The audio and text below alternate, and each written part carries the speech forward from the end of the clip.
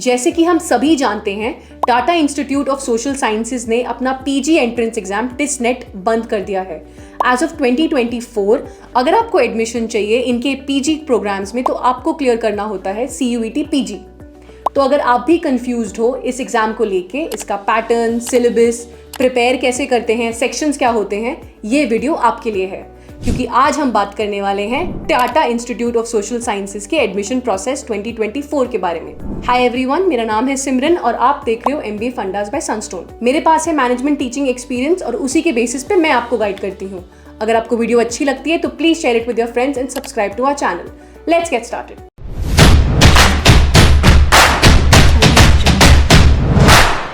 Tata institute of social sciences या फिर TISS establish किया गया था 1936 में मुंबई में, और इसकी एलिजिबिलिटी क्राइटेरिया बहुत ही सिंपल है।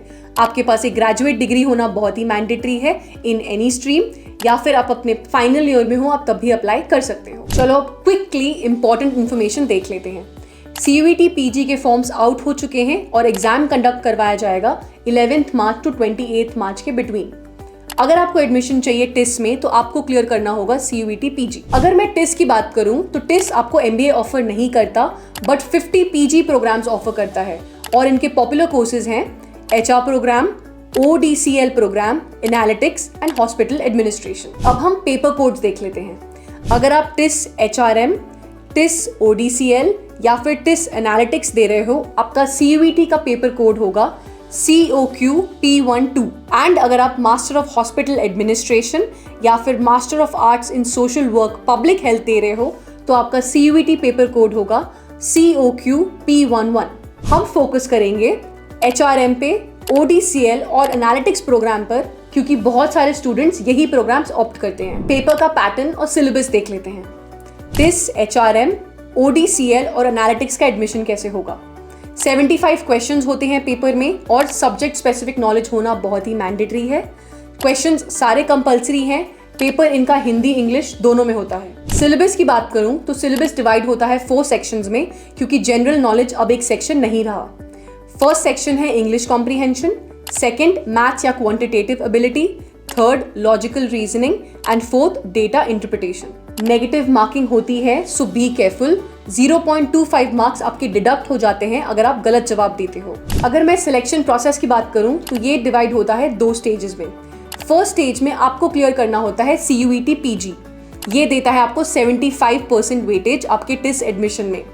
डेट्स हैं इसकी 11 मार्च टू 28 मार्च। अगर आप स्टेज 1 क्लियर करते हो आप तभी आ जाते हो स्टेज 2 पर। कम्युनिकेशन स्किल्स टेस्ट करने के लिए एक्सटेम्पोर रिफ्लेक्शन होता है 2 से 3 मिनट का।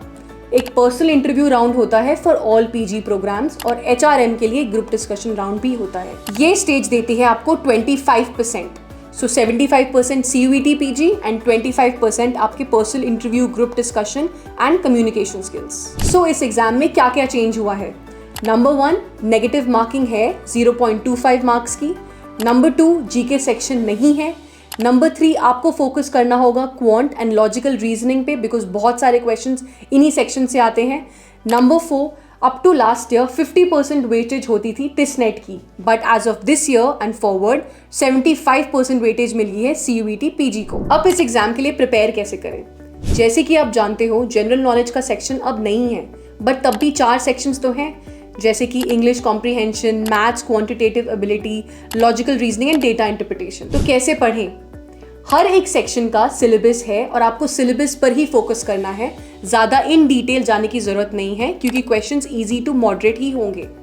मेक श्योर आप टाइम करो अपने आप को कि आप एक सेक्शन को कितने मिनट में कर लेते हो, एंड ज़्यादा से ज़्यादा मॉक पेपर्स करो, प्रैक्टिस पेपर्स करो, प्रीवियस ईयर पेपर्स करो, ताकि आप फुल्ली अवेयर हो जाओ सिलेबस के ऊपर। In the exam make sure आप वही आंसर्स को अटेम्प्ट करो जिनका आप पूरी तरह से श्योर हो यही करेक्ट जवाब है, क्योंकि नेगेटिव मार्किंग भी है 0.25 मार्क्स की।